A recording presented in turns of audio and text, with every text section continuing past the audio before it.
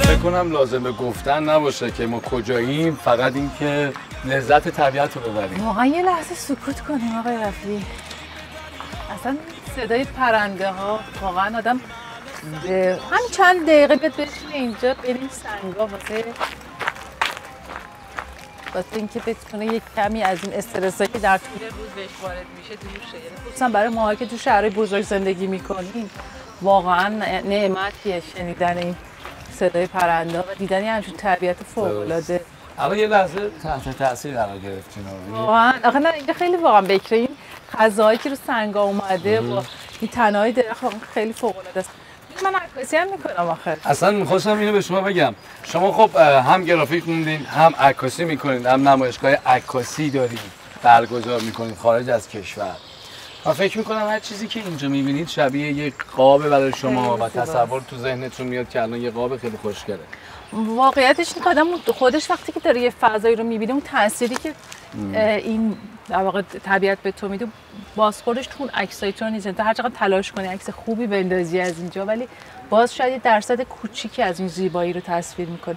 ولی من اصولا دقیقاً هم چیزی که گفتی، من چطور نمایشگاه خارج از ایران داشتم با موضوعیت ایران که دلم می‌خواست ایران رو اونجوری که دوست دارم و اون چیزی که واقعیتشه تصویر کنم، نه اون چیزی که شاید از ما تصور میکنن. بعد موضوعات مختلف من 3 تا نمایشگاه داشتم تو کشورهای مختلف و غالبا بیشترین موضوع من بحث حالات بیشتر طبیعت و طبیعت شهری بود از ایران و حالا دقیقاً همین تنوع مناطق مختلفی که ما داریم آب و هوایی از لحاظ طبیعت، یعنی داشتین از لحاظ طبیعت، یعنی جزء موضوع عکاسیتون بوده؟ دقیقاً من از شهرهای مختلف ایران عکاسیایی که کردم رو در واقع اونها رو به شکل نمایشگاهی و حالا بحث ابنیه‌هام بوده. یعنی مثلا یکی از شهرهای فوق‌العاده که من عاشقش هم اصفهانه که شهر شما هم هست، ظاهراً اونجا بیشتر خانواده ساکن هستن. من فکر می‌کنم یکی از فوق‌العاده‌ترین شهرهای ما اصفهانه و اتفاقا تو مجموعه‌ای که داشتم بیشتر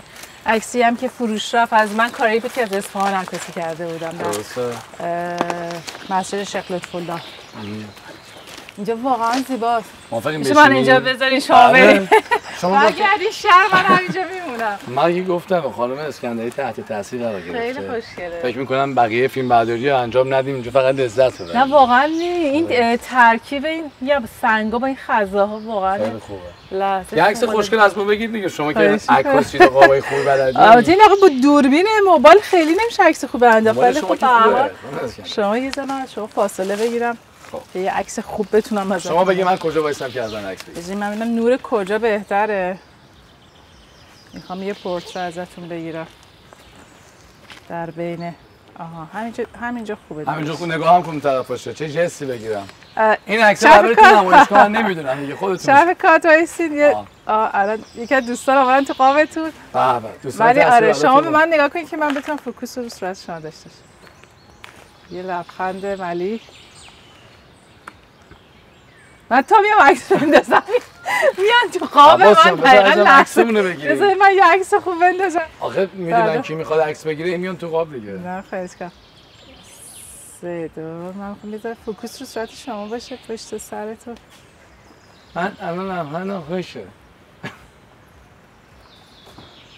امیدوارم این عکس‌ها خوب از در اومده باشه. این عکس جزو عکسایی شد که قطعا هر توریستی ببینه پا میشه میاد اینجا. خب حالا اگه موافق باشی منم یه سلفی بگیرم. آره ولی دوستان در پشت صحنه فعال هستن. نه گرفتم، نه اون عکسی گرفتم. این عکس خندان شما رو میذارم. این سلفی شما بگیرید با این باشی. بگیرین. بفهم. خواهش می‌کنم شما هنر عکاسیتون نشون بدین دیگه. بالا ما در مقابل شما بی هنری. نفهمین. شما خودتون بندازین که دارین کاتش. یه ذره از الان دارن کات میکنن که ارسال کنم ببینیم چقدر استارتاپ سریع سرعت بالا. نه آخه چیز بود این قابش فوق العاده. بدین من نمیدونم میتونید ببینین علی رفیعی در میان انبوهی از درختان. میگم باز عکس اون فضا نشون نمیده ولی خب همین که این لبخند شما. خب بچه‌ها اگر قول میدین پشت تصویر ما نیایم ما عکسمون رو بگیریم. ها نظرتون چیه؟ خیلی همه من نظرم که یه بار از این زاویه بگی یه بار از اون زاویه چون خیلی جذاب‌تر این. خیلی خوب پس اول برگردیم از زاویه بگیریم. همه چه قاب دارم میام بیرون. آقا هم میشینن دیگه بیاین تو قاب دیگه بیاین تو قاب. بیاین تو قاب. دوستان بیاین تو قاب. بیاین تو قاب همه بیاین تو قاب بیاین. آقای کارگردان تشریف بیارین. ببین تو عکس با هم باشیم. بله. خب. آماده این؟ بله. امان از این سلفی ها بله، برم. این چند نفر کشته شدن به خاطر سلفی؟ متاسفانه بله. همونطور که می‌بینید خوشبختانه اینجا ارتفاع نداره سقوط کنیم به خاطرش. پای صحنه ما هستن. پای صحنه. بازم هستن یه دو نفر رو درخت هستن نمیتونید. ولی واقعا زیباست. بله. یکی از دوستان یه حرف قشنگی زد. گفت فکر می‌کنیم اومدیم تو طبیعت، فکر می‌کنیم خونه خودمونه. بعد یه آشغاله رو نمی‌ریزیم. تو همونجا شب بخوابیم دیگه، استراحت کنیم دیگه، درسته؟ ولی اینجا خیلی قشنگه. خب دوستان ما داریم از این طبیعت لذت میبریم. جای همتون خالی. البته آقای فیلمبردار باید بگم و کارگردان که کجا نورش بهتره، ولی شما خودتون دیگه وقتی هستین آقای کارگردان و فیلمبردار گوش بفرمون حرف شما. خواهش می‌کنم. خانم اسکندری اینجا نگاه کنین. نظرتون درباره این حرکت چیه؟ اینم خیلی اتفاق خوبی نیست باز، ولی حداقلش اینه که ژغاله و خب این اگر یه مقدار زیرش خاکستر باشه و شاید مثلا اگر خاموش نشده باشه اتفاق بدی. بله اون که خیلی اتفاق برشاده. باید چیکار کرد؟ باید بعد از این که میاین دوستان عزیز اینجا غذا میل میکنین، جوجه درست میکنین، کباب درست میکنین، آتیش روشن میکنین، مطمئن باشید که این آتیش خاموش شده.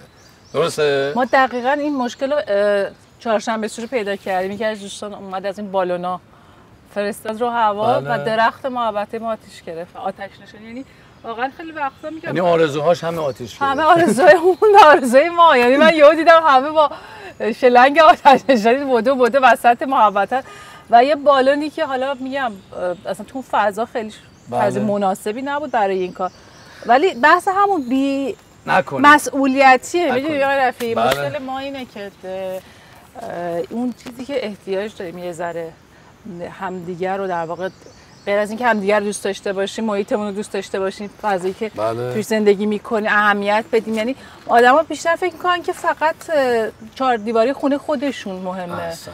فکر میکنن بعد یکی دیگه فرهنگ سازی کنه ما لذتش رو ببریم. خب فرهنگ سازی از خودمونه دیگه، خودمون باید شروع کنیم. شما وقتی جنگل میرین چجوری میری؟ یعنی اینکه خیلی راحت بگیم با اصلا کیسه زباله میبرین، یادتون میره کیسه زباله ببرین، بعد مونین چجوری زبالاتون جمع بکنین، چجوری تحویل میدین اون جایی که قرض گرفتین از طبیعتون؟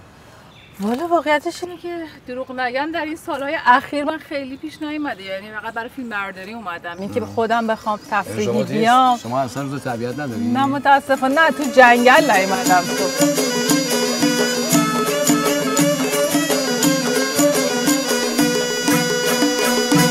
هوای فوق‌العاده. واقعا کمتر پیش میاد تو این ماه توی شمال تو جنگل باشی و اصلا این رطوبت اینقدر کم باشه و اینقدر لذت ببری. صدا فوق‌العاده است. این رنگ ها، این بازی رنگ ها، این صداها، هارمونی خیلی خوشگلی داره.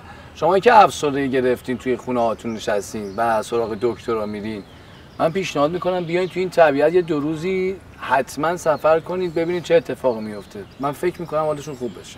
قطعا همینطوره. مگه میشه آدم این طبیعت جلو چشش باشه و حالش بد باشه؟ خوشبالی کسایی که اینجا زندگی میکنن. واقعا ما که شهرهای بزرگ هستیم فکر میکنیم زیادی داره. آره در واقع امکانات داریم، ولی واقعیتش اینه که اون بخش دیگری که شما گفتین اون تغذیه روح رو واقعا آدم توی همچین محیطایی میتونه داشته باشه. شما گرافیک خوندین و عکاسین، به نظر شما ما نقاش بهتر از خدا داریم که این اثر اینجوری خلق کرده باشه؟ و کدوم عکاسیه که بتونه این زیبایی رو به این خوشگلی به تصویر بکشه؟ یعنی اون چیزی که ما داریم با چشم میبینیم و حسش میکنیم و احساسش میکنیم. نمیدونم چی باید بگم، ولی شما بگین چند تا رنگ اینجا به کار رفته؟ اون که فوق‌العاده است، ولی من فکر کنم یه ذره که سکوت کنیم، یه ذره بشنویم صدای طبیعت رو. بله. کمی همون تمرکز کنیم، یه ذره ریلکس کنیم و کیف کنیم دیگه واقعا.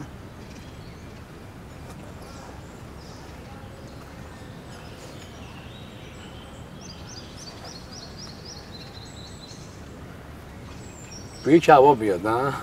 کشتم میشه.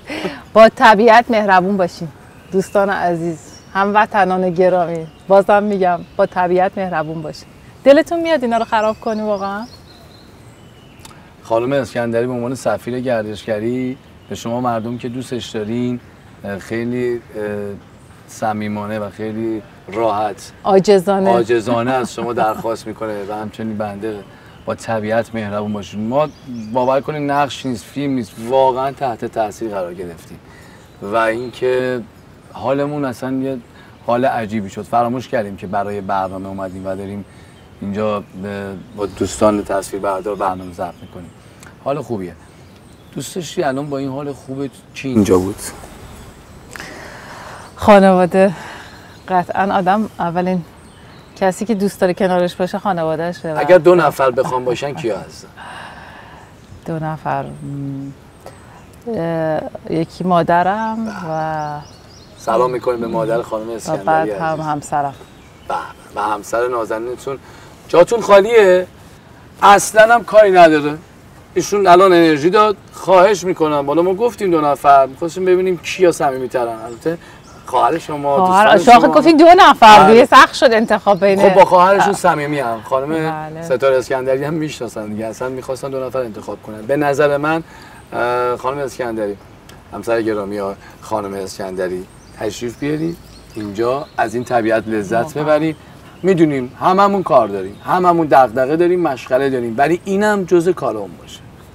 یه صحبتی که آقای رفیع شاید اینجا بد نباشه راجبش صحبت کنیم اینه که ما همیشه خیلی سخت میگیریم سفر کردن و اینکه همیشه فکر کنم برای رفتن به خصوص توی مناطقی مثل شمال همیشه بعد هتل ویلا نمیدونم شرط اینجوری، ولی واقعیتش اینه که خیلی امکانات خوبی میشه فراهم کرد. کمپایی وجود داره، چادر بزنی، اصلا بیای واقعا یه چند روزی فارغ از همه اتفاقاتی که تو شهر داره وسط میفته بی تو دل طبیعت زندگی کنی و قطعا فکر می‌کنم تو بحث گردشگری یه فضاهای طبیعی شده برای اینکه فضایی که بتونن استقرار پیدا کنن مسافرین و حالا امکانات اولیه‌ای داشته باشه.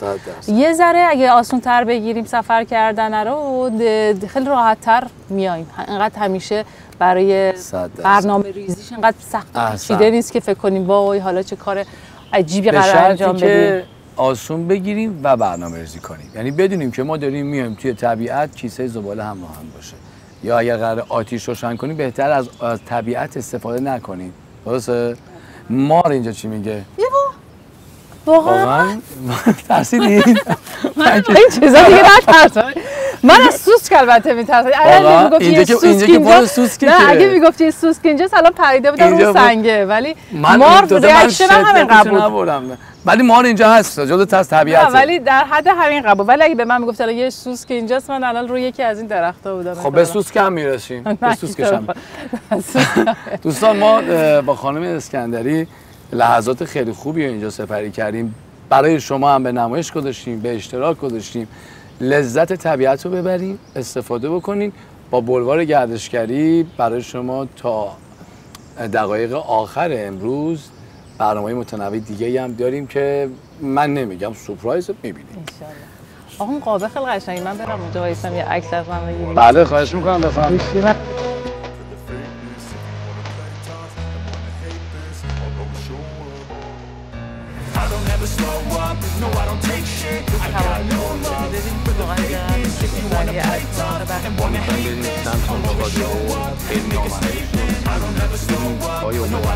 آره دیگه جنگل شده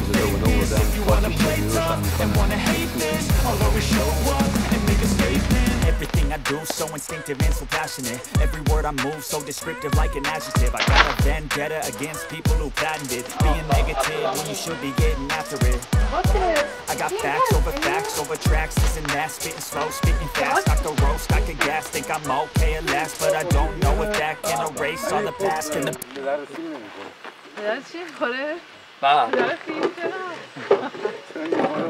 دوبه بازم بهتر رشته است مال دیشبه.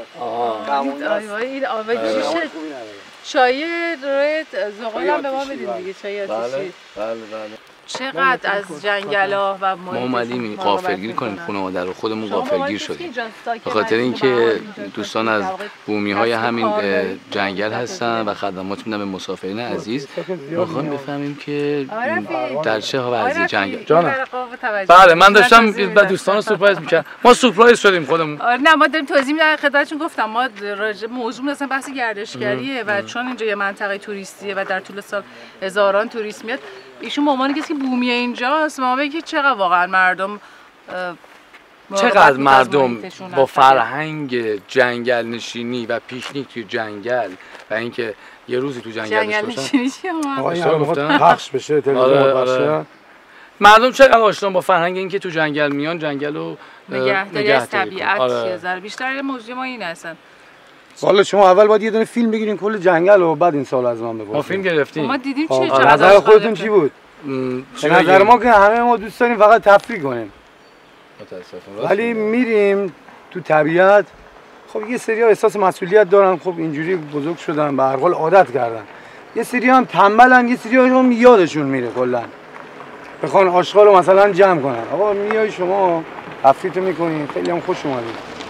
منم الان خدا وکیلی خیلی خوشحالم این برنامه داره ضبط میشه و اینو حداقل به گوش چند نفر برسونید. ان شاءالله. خود همچین که تو طبیعت میاین بیشتر بتونین آقا استفاده کنین. استفاده کردن جنگل فقط واسه نمیدونم انرژی خالی کردن نیست که. اون انرژی که خالی کردی حالا آشغالای انرژی تو بگیر ببر بیرون. بله.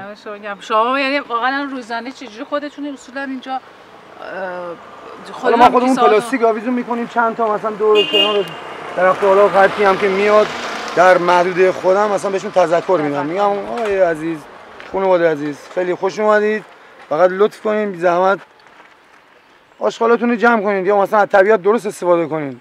مثلا درخت‌ها رو مثلا بیخودی نزنین. مثلا روز 13 بدر ما اینجا داشتیم یه دعوایی داشت میشد. ما الان اینجا اصلا به عنوان یه انشالله که فرهنگ سازی میشه. من یه پیشنهادی دارم. بله. شما اینجا خوب دارین برای مسافرین که میان خدمات ارائه میدین، درسته؟ من خواهش میکنم به عنوان کسی که بومی اینجا هستین از این فرهنگ هم شما استفاده کنید.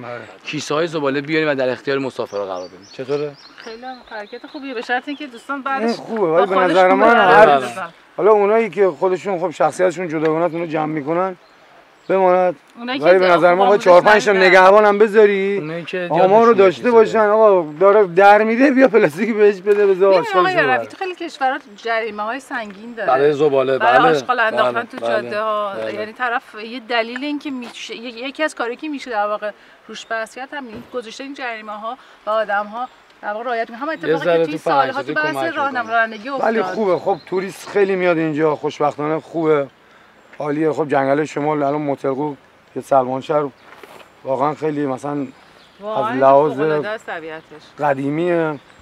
به هر حال خیلی سال ملت توریست از حالا از کشور خارجی چه شده چه داخلی چه عربی فرق نمیکنه. اینجا همه زبون میان واسه تفریح و واسه گشت و گذار و خیلی عالیه. دستتون درد نکنه. من میگم شما ببینید چای مهمونتون کنم. آره چایی که ببین چه خبره تو این قابلمه. آره ملاقه داریم هم بزنن. ملاقه هم داریم ولی بذار من میخوام یک آش واسه درست کنم خانم. یه آشی واسه پختم. آره. این آش چیه؟ آش سبزیه؟ آش جنگله خانم اسکندر. این آش چیه؟ این آش دوغه. آش دوغه. به قول پرتون میگن آرباد خب نه نمیشه. من خودم خوردم ولی خب بذار من اینو یه بگیرم آب بزنم بعد شما همش این جوجه هم اومد آره جوجه مال اون دوستانه که اون دارن استراحت میکنن. این چاییه واقعا من بله چاییه رو اینجا بچسبید. این خیلی خوشگله می‌بینی از این سنگ‌ها استفاده کردن و به عنوان نشیمنگاه. خیلی عالی. نه واقعا اگه دوستانی مثل این آقا یه ذره این دغدغه رو داشته باشن فکر می‌کنم همه یه بومی‌ها اینجا این دغدغه دارن. سال‌های آینده اتفاقات خوبی بیفته تو ایران. و واقعا عشق دارن نسبت به جنگل. شما هم بریم اینجا بگین هوای باغ شهداد نگه داریم. اینجا بزنین یه ذره گسترش بده تا من خودم چندین این دلیل ما شهداد جان آره شما اون طرف سطل خودم این آش او آش رشته است. همون است دیگه. اونم فکر کنم یه ملاقه دیگه اون داخله. شما به نظر من این آشو براشون هم بزنید. نه این آش چیز این آش دوغه گفتین. خیلی هیجان انگیزه. آش یا یک آشی براشون پخته خانم اسکندری آش.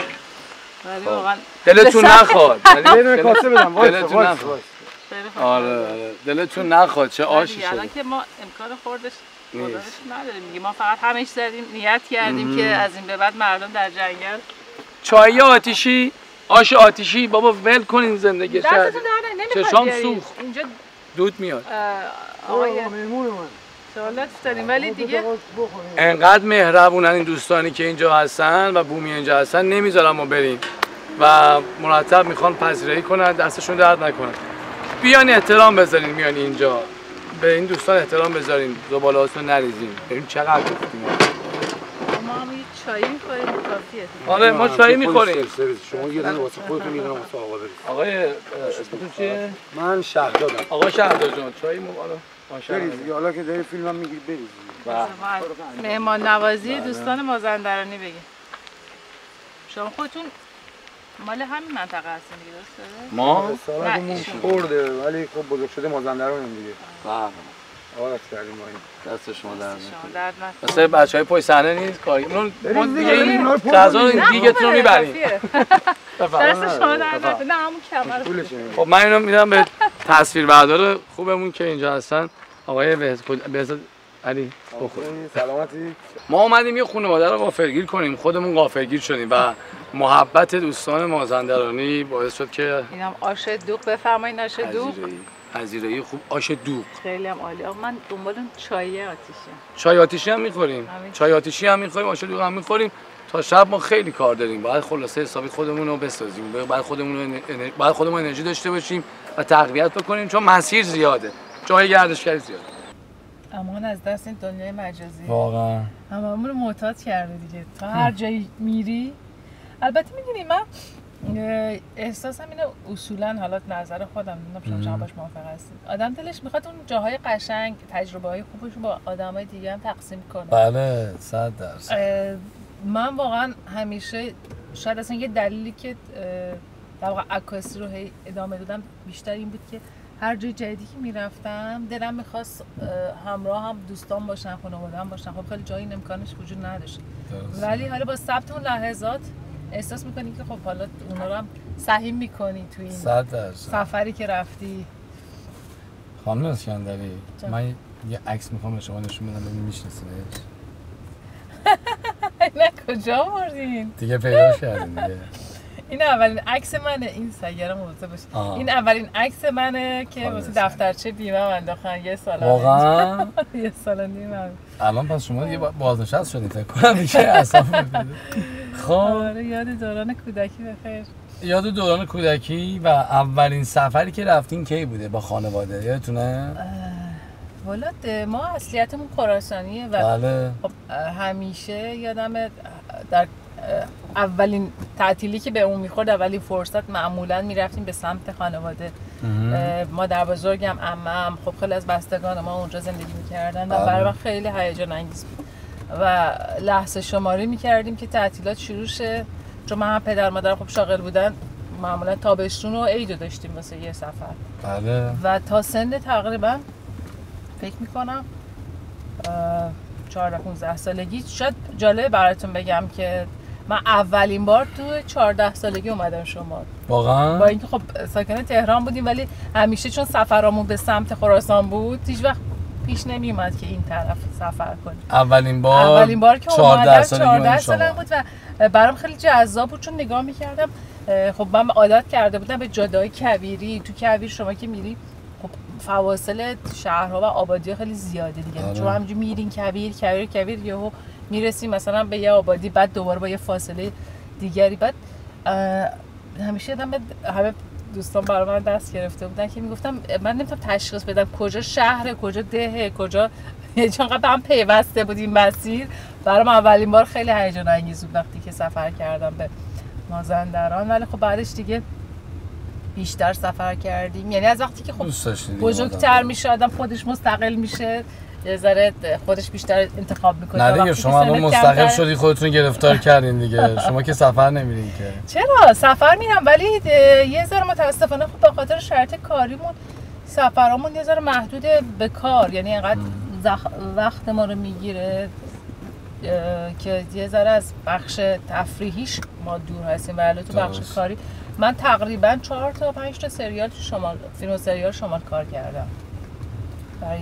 فیلمایی که کار کردین فکر کنم از اولین سال 81 بود درسته؟ اولین که تو شمال کار کردم کلا. نه تو شمال کار کردین؟ تو شمال نه، من مجموعه در واقع همچون سر با کار کردم با آقای بیرنگ، مجموعه دولت مخفی آقای سوالشو میگی؟ یه فیلم کار کردم با آقای معصومی سال 85 با شهاب حسینی بابک حمیدیان، یه فیلم بود. بله کار سینمایی بود بله، که به نام اوهام که سال 85 اینجا کار کردیم. بعد 2 تا سریال اینجا کار کردم. طولانی ترین زمانم سریال آقای برزیده بود که تقریبا 10 ماه ما اینجا کار کردیم. مجموعه خانواده دکتر ماهان که حالا ان شاءالله قراره به زودی از تلویزیون پخش بشه، اونم اصلا موضوعش همینه، بحث کوچ در واقع خانواده ها از شهرهای بزرگ به شهرهایی که کوچکتر و به اومدن به طبیعت و اصولا فرهنگ‌سازی. بله دقیقاً مربوط اصلا به همین موضوعی که ما داریم راجع بهش صحبت می‌کنیم که هنوز پخش نشده. اون هم تو بخش شیرگاه و بخش در واقع فیروزکوه اون سمت مازندران برداری کردیم. خیلی هم عالی. اتفاق خوبی که واقعا افتاده شاید تو این سالا همینه آقای رفیق، خیلی از خانواده‌هایی که همیشه تو شهر بزرگ بودن و به هیچ عنوان حاضر نبودن شهرشون رو ترک کنن، الان تمایل پیدا کردن که بیان و در شهرهای مختلف سکونت داشته باشن. یعنی من خیلی خانواده رو میشناسم که میگن ما برای زندگیمون میریم مثلا یه شهر دیگری، هر موقع شرایط کاری پیش اومد میایم تهران. متاسفانه نه خوشبختانه. آره دیگه به هر حال یعنی این حجم کوچی که از همه شهرها به سمت تهرانه داره در واقع به شکل معکوسش اتفاق میفته. یعنی دارن خارج میشن. آدم خارج میشن. خیلی اتفاق خوبیه. بله.